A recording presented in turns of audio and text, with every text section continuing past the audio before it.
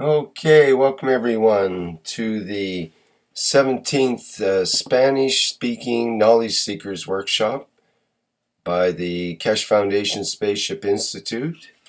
And we're going to start the workshop with playing the Keshe Foundation Spaceship Institute promotional movie that shows what's happening with the new institution, learning institution. So we'll just play that through now first.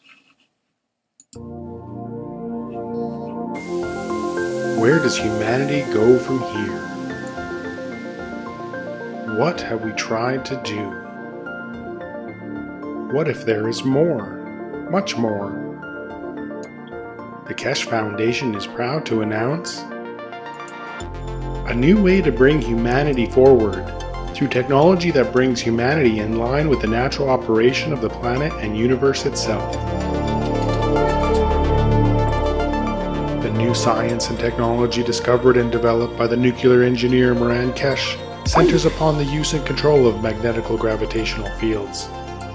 This new body of knowledge opens the road to hundreds of potential applications, which offer solutions to most of the fundamental problems of the world, such as water, food, environmental contamination, and shortages of energy. The Keshe Foundation is proud to unveil the Keshe Foundation Spaceship Institute. Nestled amidst the beautiful shores of Bari, Italy, the Institute is poised to become a central hub in the spreading of plasma technology and knowledge. With its state-of-the-art 21st century facilities, the Institute will be able to provide students and staff an immersive way to learn the plasma technology, to be the leaders of the new generation of scientists and plasma engineers.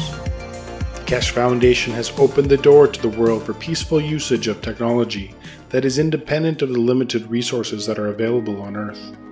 This is an understanding of how everything works together in harmony in our universe, and it applies to everything from the smallest to the biggest, from atoms to galaxies. We all are able to collectively work together in pursuit of knowledge, innovation, and solutions for our society.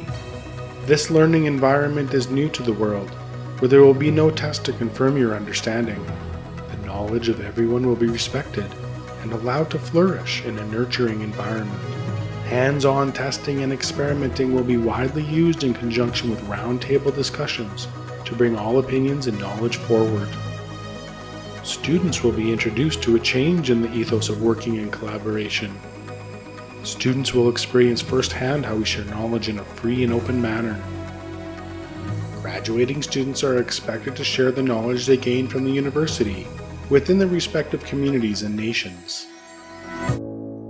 All formal teachings, lectures, and presentations will be in the English language, with technology available for immediate translation.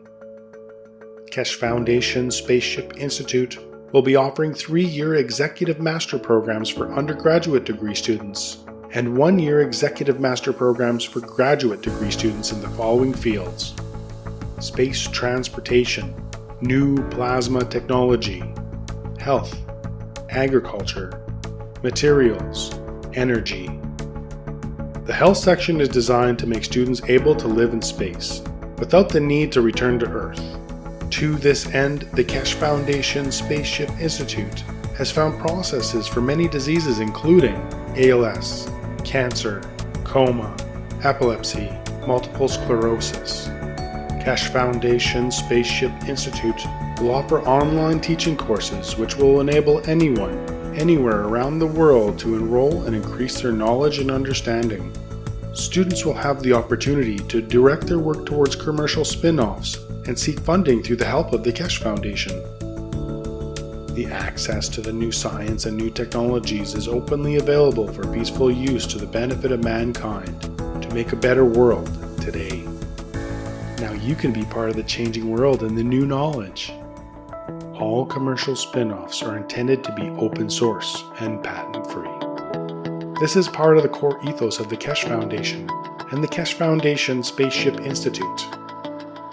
Keshe Foundation Spaceship Institute will have its official inauguration on April 21st, 2015, with courses commencing soon after on May 4th, 2015.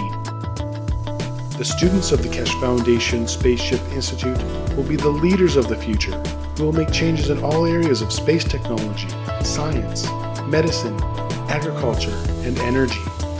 Anyone is able to apply, but acceptance is through invitation only. No prerequisites are required.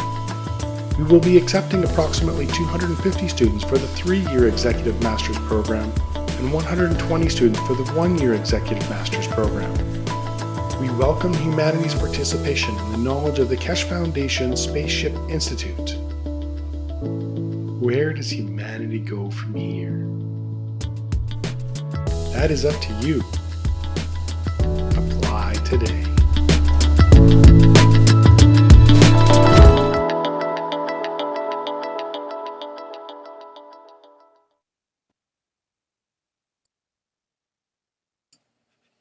Okay, that was the promo movie for the Keshe Foundation Spaceship Institute. And now we'll move into the main part of the workshop. And we have a little presentation by the Spanish-speaking group on the lake of Texcoco and the saline soil problem there. Okay, first we'll hear from Mr. Keshe, and we have a rather short workshop today, but I'm sure we'll get into this to some extent. Mr. Keshe, are you there?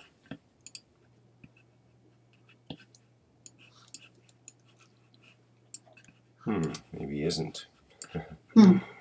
Okay, have to bring them in here. Thought they already were. Okay.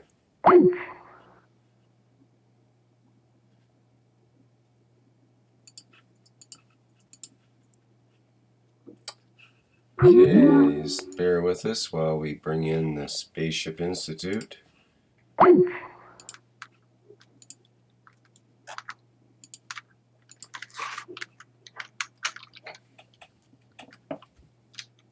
Hello.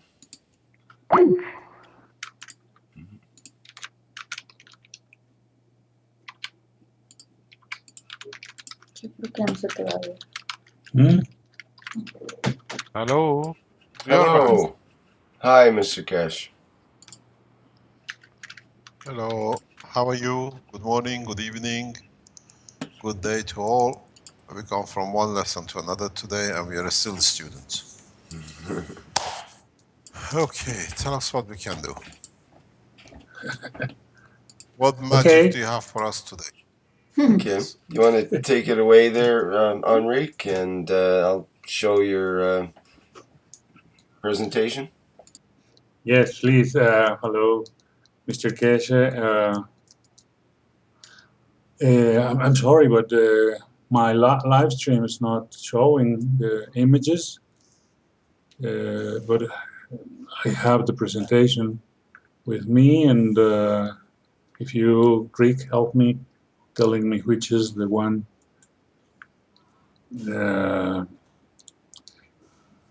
showing, I can follow from here. Okay, I can let you know.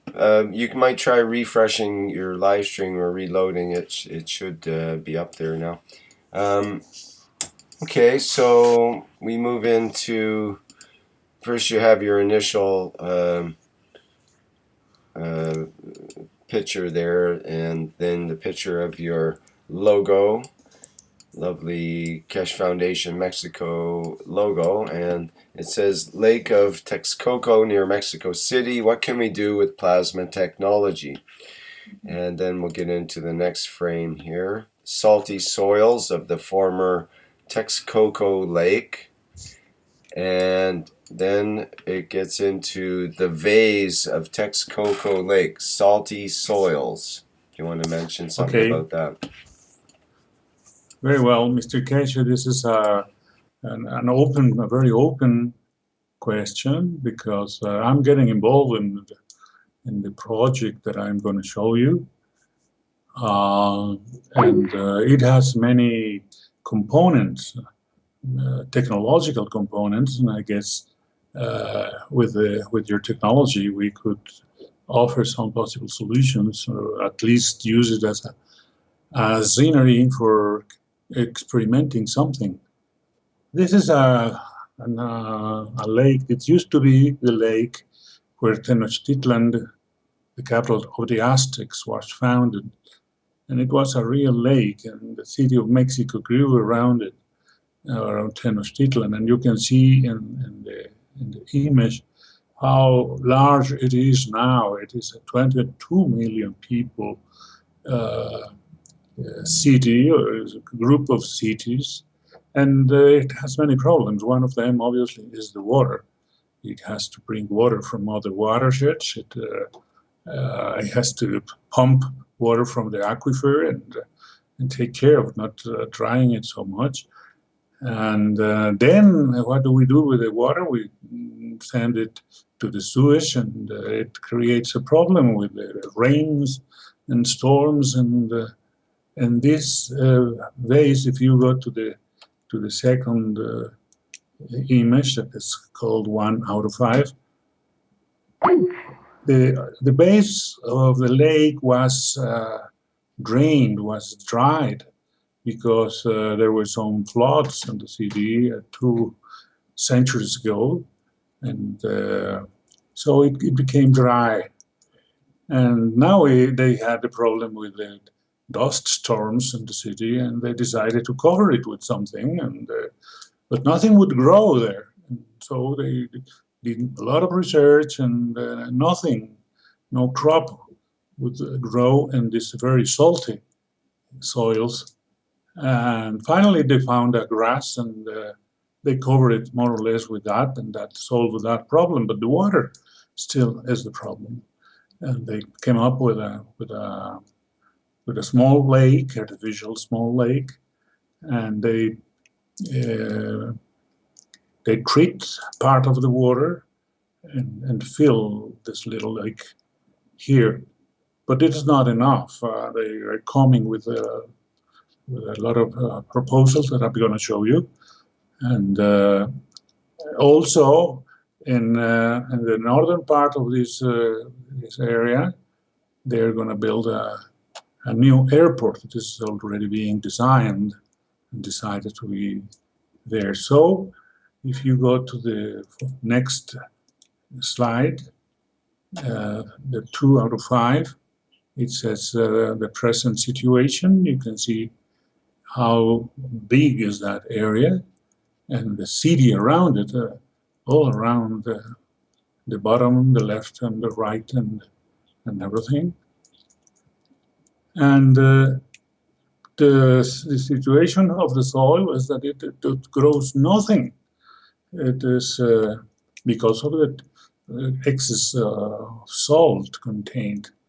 So if you go to the slide 4, you can see a scheme drawing, which you see the green areas are the free areas, and there's a red figure there, which is Lake of Texcoco, but it is the area that's dedicated. It belongs to the airport authority now, and they are not going to use it completely. It's just a strip for the airplanes and the terminals and whatever, and the rest of the surface, they want to come up with an environmentally sound solution and look for the possibility of planting crops there, solving the salt problem. And it's not that easy. They're also going to build parts of not parts of the old lake, but they are coming up with a solution. If you go to the number 5,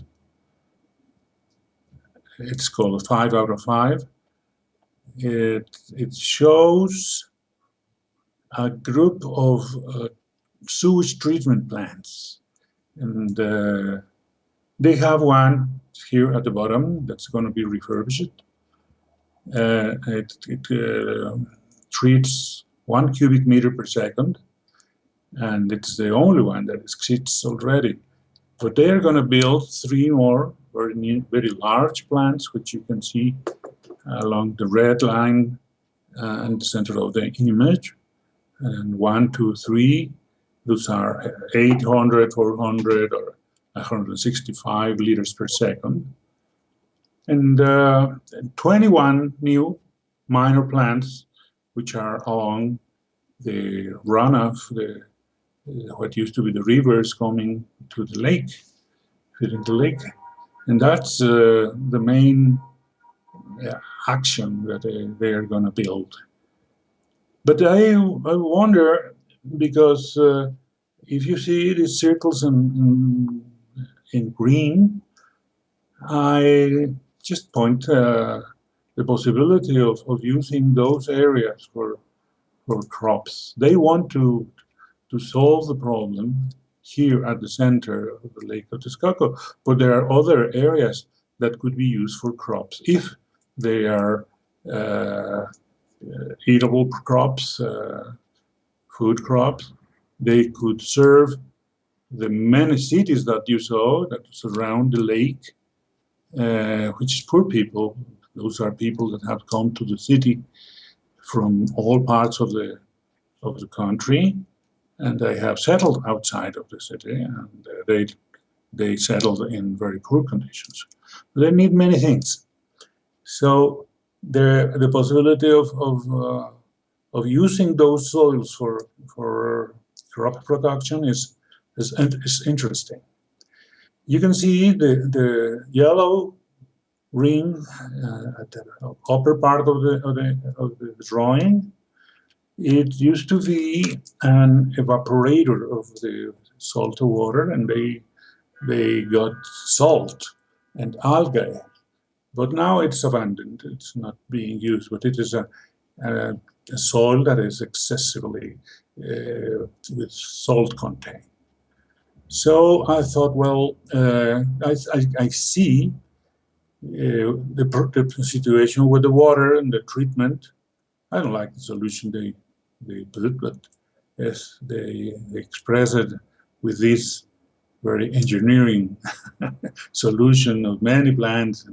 And I've always thought that the treatment should be done in the city, but they like to put it at the end of the city. And that's why they bring those plants here. What could the Keshe technologies, the plasma technologies, could offer for this project that is going to take many years to be built? And maybe we can use it for experimentation, or maybe to suggest other things. I'm going to have the possibility of suggesting it. And this is the main question. If it is a so salty soil, and after what we saw on the possibility of using the CO2 gas for improving the productivity of the soil, that we are going to try. And is it possible to find a solution, or to propose an experiment for finding, or perhaps looking at the soil as a desert, and come up with your idea of not needing to use the soil or to recover the desert? And can what I ask else? you a question? How did the Spanish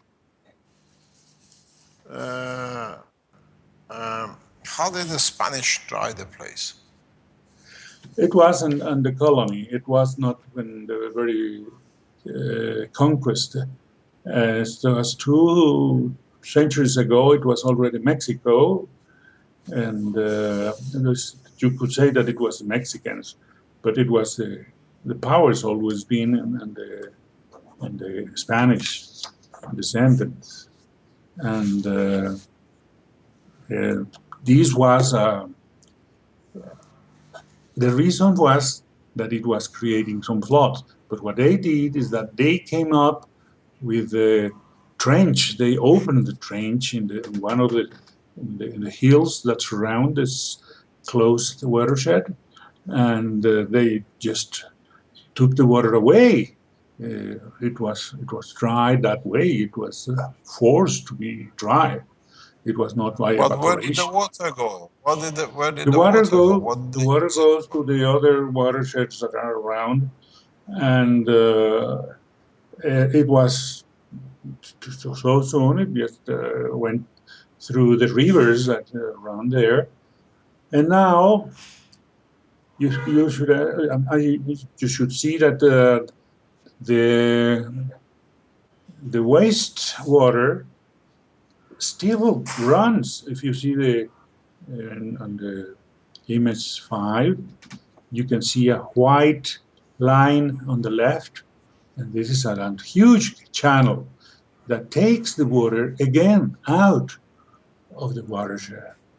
And it is now being used by another state in other cities, and they use it for irrigation, even it is not treated. But it's like a compromise that they can avoid.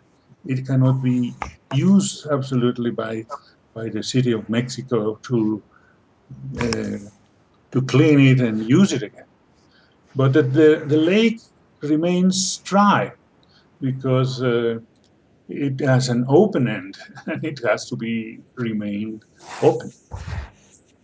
That's the tragedy, ecological tragedy, because it creates an If you imbalance. have the water and let's look at it. If you have a water and they're draining it, the more water you make, the more they drain, because the city has to stay dry. If I had the water, yes, that's one of the ideas. But now they are coming up with this project to put the airport in the middle of the lake, and it would be flooded. But yes, I think the But solution. people are living around this area, I presume. People are A living lot of around people. and around. But there are If you look people living in the basement of it as well. In the basement. in the basement, There are people living in this area. yes. What happened when you flood it? Where are they going to go? Well, they get flooded eventually, and for a few hours, and that's the damage that is caused by that is what they wanted to avoid. And so the If they are politicians. draining so much water, let's put it this way, it's not our point. If you want to create water in any shape or form, just go back. Where is Mexico City? Where is this city? It is Is it near water? Is it near this? it is at the bottom. It's in the south. It is at the south of the lake. If you go to the Yeah. first But image, is it near the ocean? No, no, the ocean. no. We're in the middle of the country. It's You're in the middle. surrounded by mountains. So No, where did the water used to come? Where did the water used to come? From the no. rainwater? The water used to. From the Before mountains. it was open, it would remain there and at a higher level. But it came And from somewhere. It came from mountains or whatever. Uh, the Let me go back into something very straightforward in a way. If you are planning or you're thinking to process that you can create water, hopefully you have two choices. Try to find out the process to use the maggraph system to create rain, yeah, or try to create. I was with some people yesterday who are involved in water system for another dried lake in another part of the world. I was having yes, you a mentioned dinner with something. them yesterday. Um, there are two opportunities: to create large amount of water, but in small quantities. Uh-huh. What it means, you create systems which they can convert maybe 2-3 liters of water a day, but use 20, 30, 40, 50,000 of them. Okay. And if the water is not used, then you let it accumulate, because the evaporation is more than absorption, because whatever is evaporates gets back on again. Yeah. We will release this technology hopefully in the next 2 or 3 weeks when you come back here, or people who come for the opening of the institute. I wish I could. So we should have the apparatus to show it, at least the fundamental working of it. Mm-hmm. And the only thing is, this is what I explained and what has been explained to you before, and some of you, one of your colleagues showed us in the last time, and we showed it back again in comparison in parallel. And that is creating, I'll go back to the nature. The moisture in most of the leaves of the plants and trees and whatever Yes. created under the same condition as the CO2 is absorbed. Mm-hmm. If you create a system which can create what I call gravitational magnetic field Yes. of, I don't have a camera here, I can't draw anything, I don't know what happened. If you can create gravitational magnetic field of the water, which we have done, it's been shown, yeah? Yes. Yes. Then you can produce as much water as you like. Yes. I can You see don't that. need a three-dimensional. You don't need a three-dimensional. What do you call it? Set up. Reactors. Okay. But Yes. the same. Let's look at it. I'm gonna go live if you can put a live one, because we have to stop very soon. We're gonna get asked to leave. Yeah. Well, don't worry. Okay. Okay. We don't have a camera. We don't have a camera to show you. If hopefully try to bring it up, because it's near 6 o'clock. We have to leave. In the next workshop, for beginning, we start explaining how to create water. Fine. Fine. I like that idea. In a I small suggested tanks. it as one of the Yeah. solutions. Yes. Yeah, And, You cannot produce tanks of it, or you cannot. But because it's been in the environment where the moisture is, all you do the job of the cloud. You extract Yeah. moisture from the air. Great. Yeah. I see that. I see that. Yes. But you can manage it. Pardon? It And costs then you less can than manage that those it amounts costs of. less than $1, $2 a set to make. We're not talking about millions. And if you had 20, 30, 50,000 of them around, you produce 100,000, 200,000 liters of water a day. Yeah. Very And I well. think any should will do that. Okay. Should I translate now? Yes, because we Okay. have to leave. We're about 6 o'clock. Yeah. Don't worry. Okay. Well, if you have to leave, Carry on translating. Carry on translating. Okay. Amigos, el señor Keshe, como siempre, les saluda y nos presenta una idea. Nos pidió que tradujéramos al español el taller, el workshop de salud de esta ocasión. Lo vamos a hacer y les avisaremos cómo lo vamos a poner disponible, porque parece que es un conocimiento que es importante de tener. Después le estamos presentando el caso del lago de Texcoco, que está cerca de la Ciudad de México, y reconstruimos la historia rápidamente de que este era el lago precisamente donde se fundó Tenochtitlan, la capital del Imperio Azteca, y así estuvo como lago maravilloso, que tuvo algunos arreglos por Nezahualcóyotl, etcétera, etcétera. Pero cuando vino la conquista y luego la colonia, la Ciudad de México, que se construyó en Tenochtitlan, y la destruyó, decidió que había que controlar el agua porque inundaba en ocasiones a la Ciudad de México. Y esas inundaciones pues, no eran muy bien recibidas. Entonces, no teniendo otra solución, otra idea, alguien dijo, vamos a hacer un tajo, una salida del agua de esta cuenca cerrada que es el Valle de México, y se hizo una excavación muy grande y se sacó el agua, se dejó ir el agua y el lago quedó seco. Entonces ya no había inundaciones por ello, pero había otros problemas, un desbalance ecológico enorme que hizo que tuviéramos este gran problema. Esta zona del fondo del lago tiene un gran contenido de sal y no es un terreno que se puede usar en agricultura, pero tampoco como el lago.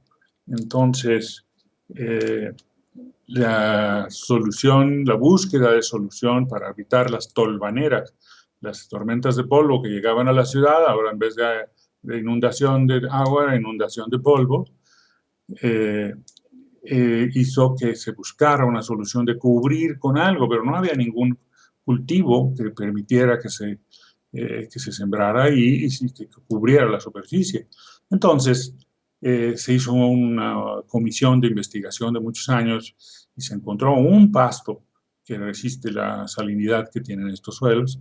Y ustedes pueden ver en la primera de las imágenes, la 1 de 5, cómo está cubierto de una pelusa verde, digamos, y también se le hizo un lago ahí de agua tratada con una planta, pero resulta que no es suficiente. La ciudad ha crecido tanto y todo que lleva demasiada agua tratada.